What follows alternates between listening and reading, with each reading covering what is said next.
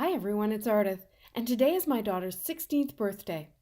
I wanted to make her a really special card, so I decided to use my new Gemini Foil Press and some numbers.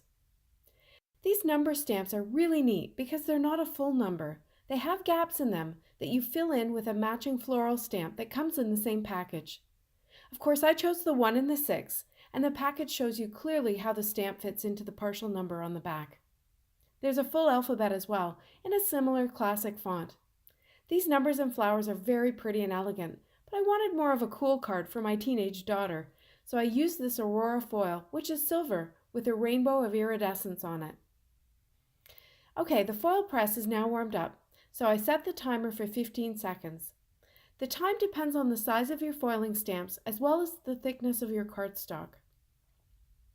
Next, I spent a bit of time getting the numbers onto the heating plate so that they were straight. I have this piece of vellum that has a card-size cutout in it, so I can visualize my card front. There's a grid on the heating plate as well, so I can make sure that the dies are straight and centered. Once they're placed, I hit start to count down while the foiling stamps heat up. Once it's ready, I lift up the top plate, put the foil over the foiling stamps face down, and then I use the hole in the vellum to place my card panel. That way I know that my dies will be straight on the panel. I put the top plate back on and I run the whole thing through my Gemini Junior. This is what presses the foil into the paper, and the heat makes it adhere. So here are the numbers. You can see the spaces where the stamps will fit. I lined up the 1 flowers around the foiled 1. This is definitely a time when a stamp positioner comes in handy. I stamped the flowers in pale gray ink so that I could do some no-line Copic coloring.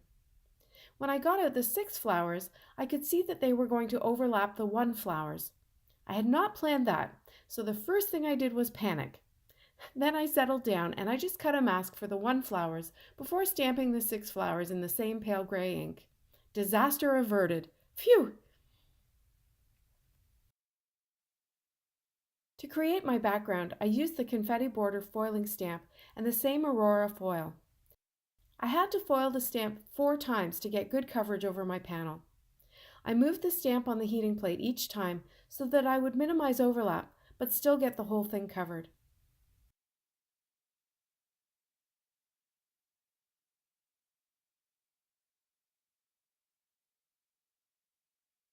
Now I haven't shown you any of the coloring, but I used Copic's and Polychromos pencil crayons in Kate's favorite color to do it.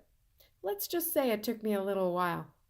To finish the card, I used a circle die to trim the 16 panel, and I popped it up over the confetti panel. I hope you enjoyed this video. Foiling on a card is such a wow factor, and it's so easy with these tools.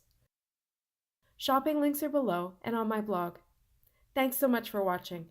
See you next time.